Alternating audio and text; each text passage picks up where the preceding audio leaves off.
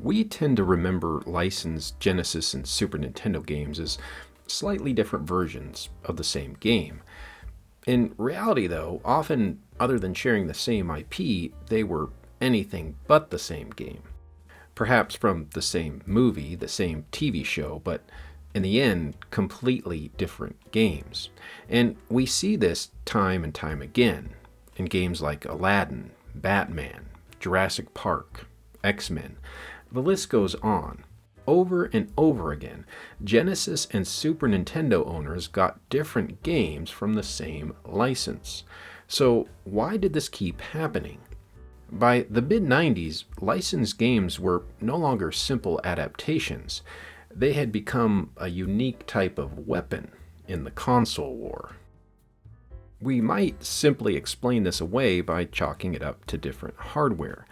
We might assume that Genesis and Super Nintendo were so different technically that developers had no choice but to make compromises. Genesis had fewer colors, weaker sound, and less visual bells and whistles. The Super Nintendo had better audio, more colors, and more advanced visual tricks.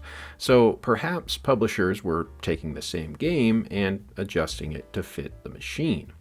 That sounds reasonable, but it's also incomplete. Because these were not just technical compromises. They were often separate productions with separate teams, separate publishers, or separate licensing deals. The 16-bit versions of Aladdin were made by different developers. We find the same with the game Batman Returns. Jurassic Park was also the same. Even when the name was the same, the teams working behind the scenes were not. And once you have different studios, different creative priorities, and different assumptions about what your audience wants, you stop getting different versions of the same game. You start getting entirely different products. Aladdin is probably the most well-known example of this. Both the Super Nintendo and Genesis versions launched in November of 1993. It's the same movie, the same marketing window, the same Christmas season. But behind the scenes, they were never really built as the same game. Disney had separate licensing relationships for Sega and Nintendo. That meant the Genesis version ended up with Virgin Games and Sega, while the Super Nintendo version went to Capcom. And those teams approached the game in completely different ways. Virgin's entire pitch was animation, and for good reason. Disney had been unhappy with earlier licensed games, so for Genesis, they worked directly with Virgin and even sent real Disney animators to help animate the game. The whole goal was to make Genesis Aladdin look and feel like the movie itself. It has sword combat, faster movement, better animation, more emphasis on spectacle. Now Capcom took the opposite approach. They had already had a successful formula they used on other Disney platformers for Nintendo hardware. That's why the Super Nintendo version turns Aladdin into a more traditional Capcom platformer, where you jump on enemies and move through traditional platforming sequences. Virgin wanted the game to feel like you were playing the movie. Capcom wanted the game to match the polish they had become known for on the Super Nintendo. That's why these two versions ended up feeling like completely different interpretations. So, which one do you prefer? Well, that probably depends on what console you owned, as we'll soon see. Now, interestingly, Shinji Mikami, who designed the Super Nintendo version, later admitted he preferred the Genesis game, at least visually, and wished Capcom had given Aladdin a sword. The point is, before hardware even enters the conversation, the creative priorities were often already different. Let's talk about a very strange example. Jurassic Park. On the Genesis, it gives you large environments, more action, and even lets you play as a velociraptor, which is awesome. On the Super Nintendo, the game moves slower, it feels more isolated, more atmospheric, and it even uses first-person sections. Now, think about how unusual that was for the time. One version of Jurassic Park sells fear. The other sells a power fantasy.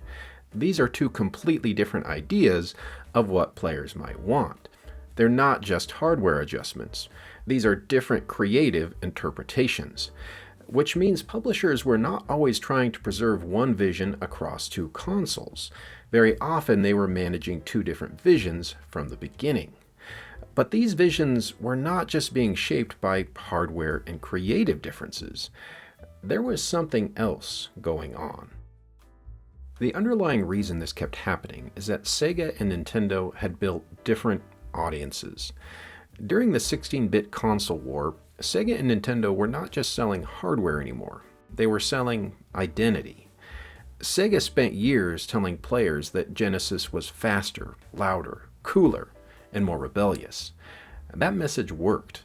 By 1994, Sega reportedly controlled around half of the US console market. And once players start believing one console is for attitude, publishers respond. The Genesis audience expected speed, mature experiences, and arcade energy. The Super Nintendo audience expected polish, color, and more grounded Nintendo-style design.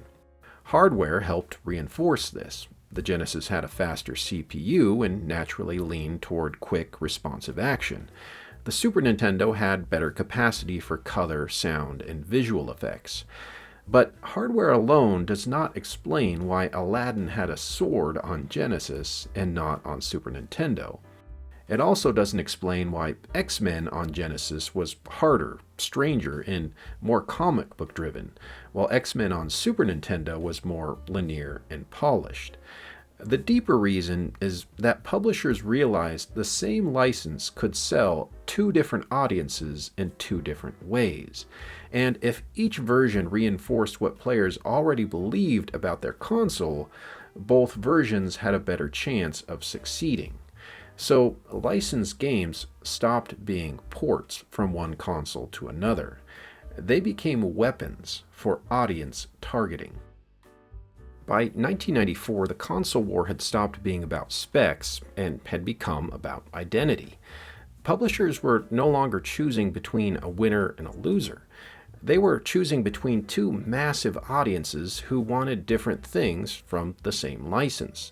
If Genesis players expected speed, attitude, and aggression, and Super Nintendo players expected polish and presentation, then making one version for both audiences was no longer the safe option.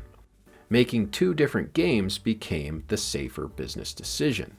That's why so many examples cluster in this exact period. By the mid-90s, the safer move was no longer making one game for two consoles. It was making two games that told each audience exactly what they wanted to hear. That approach changed how people remember the entire generation. Because when we argue about the 16-bit era now, it's usually not about hardware or even games. It's more about identity. Now, it's true, we still like to debate over which console's version of a particular game was better, but perhaps in many cases those arguments are moot because both versions were built to be the best version for a specific kind of player. And that's why some games stopped being one experience shared by everyone and became two different memories of the same generation. So in the end, the reason many Genesis and Super Nintendo licensed games were so different is not that the hardware forced them to be. It's that the console war rewarded them for being different. Different publishers, different licensing deals, and different developers created the opportunity, but audience expectations made those differences valuable. Publishers were no longer trying to make one game work on two systems. They were trying to make one license work for two different identities.